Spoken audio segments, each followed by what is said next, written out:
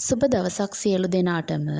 අද අපි කතා කරන්නේ 8 ශ්‍රේණියේ සිංහල භාෂාව හා සාහිත්‍ය පෙළ පොතේ 3 වෙනි පාඩම වන අලුත් අවුරුදු උත්සවය කියන පාඩමට අදාළ අවබෝධයේ ප්‍රශ්න ටික තමයි සාකච්ඡා කරන්න සූදානමින් සිටින්නේ. අවබෝධය පළවෙනි ප්‍රශ්නය. මිනිසාට විශ්‍රාමය අවශ්‍යයි යන හැඟීම ගැබ්වුණු අවුරුදු චාරිත්‍රය කුමක්දැයි විස්තර සහිතව දක්වන්න. අපිට පිළිතුරු ලියන්න පුළුවන් දරුවනේ. මිනිසාට විශ්‍රාමය අවශ්‍යයි හැඟෙන චාරිත්‍රය නම් නොනගතයයි.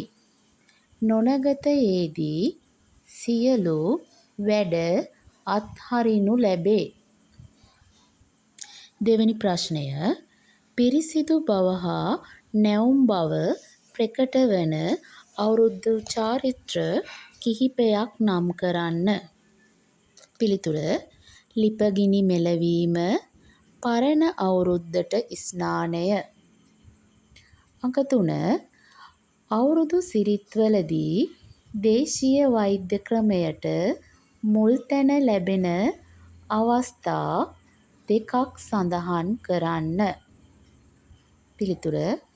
හිස තෙල් ගෑම, පරණ අවුරුද්දට ස්නානය. අංක 4. අවුරුද්දට බුලත් දී වැඳීමේ වැදගත්කම මොනවාද?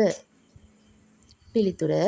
වැඩිහිටියන්ට ගරු කිරීමත්, කලින් සිදු වූ වැරදි ඇත්නම් ඒවාට සමාව ගැනීම.